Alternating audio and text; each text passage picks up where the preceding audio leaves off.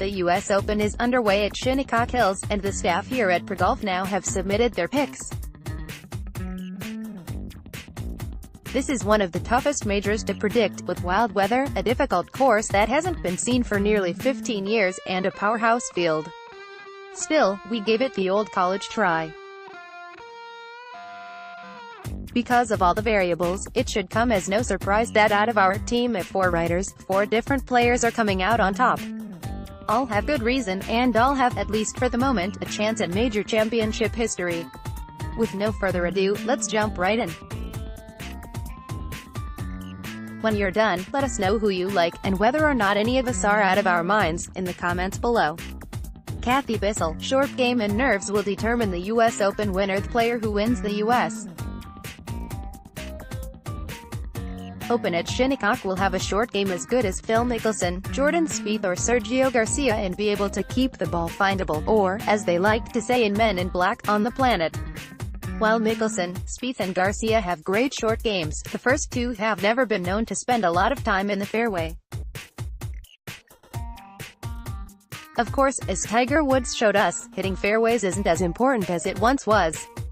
Regardless, needing to hit fairways brings in a lot of players: Justin Thomas, Ricky Fowler, Dustin Johnson, Henrik Stenson, Jason Day, maybe Patrick Reed, and more. Tiger Woods is still exceptional out of trouble, although the rest of his game may not be US Open ready. The last 3 US Open winners at Shinnecock were Raymond Floyd, Corey Pavin and Retief Goosen, none known for length but all known for impeccable short games. Southampton, NY, June 13. Justin Thomas of the United States plays a shot during a practice round prior to the 2018 US Open at Shinnecock Hills Golf Club on June 13, 2018 in Southampton, New York. Photo by Warren Little, Getty Images. There was a time when you would bet on Floyd to hole anything he needed to make from just off the green. We've all seen what Garcia can do with his short game in Ryder Cup. Goosen, particularly, used to chip and putt like a crazy man. However, I don't know who, today, other than Spieth, Mickelson, and Garcia, have the kind of short game that Retief Goosen demonstrated both at Southern Hills and at Shinnecock.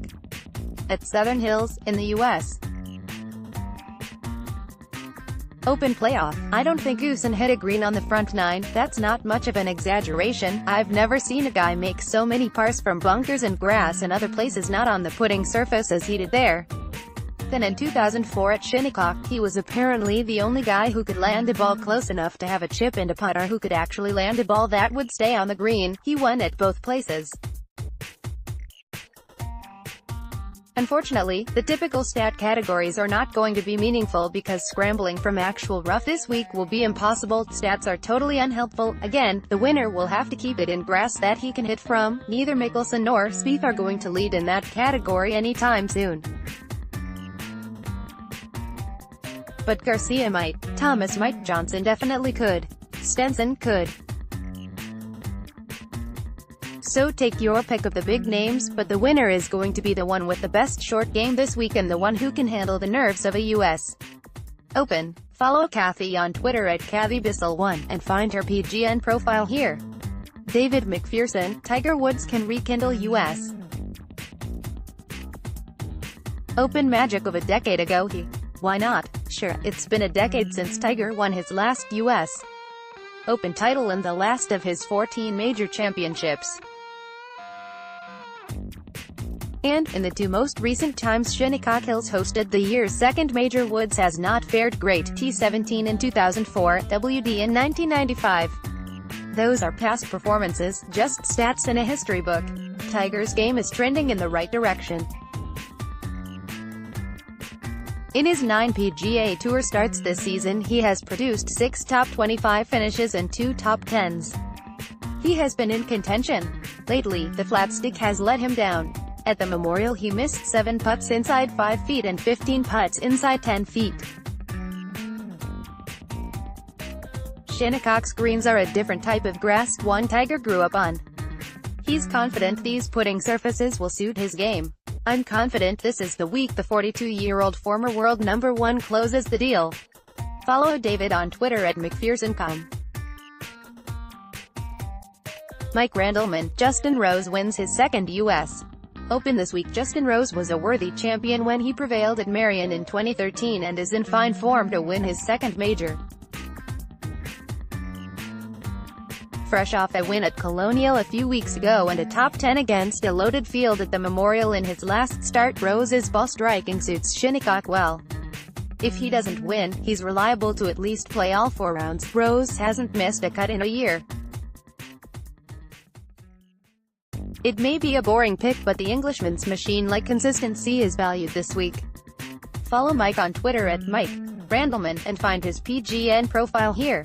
Brandon Raper. Dustin Johnson keeps it rolling with a dominant U.S. Open win. Dustin Johnson is my pick to bring home the title from Shinnecock Hills this week. I know the history. No player has won the week before the U.S. Open, and then won the major.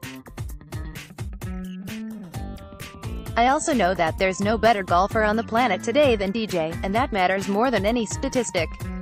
More from ProGolfNow. Don't get me wrong. I want desperately for Phil Mickelson to win this week, but Shinnecock Hills simply doesn't set up particularly well for his game. Jordan Spieth and Tiger Woods can't putt right now. Justin Rose is hot, and so is Justin Thomas. Heck, Thomas is, statistically, basically a clone of DJ.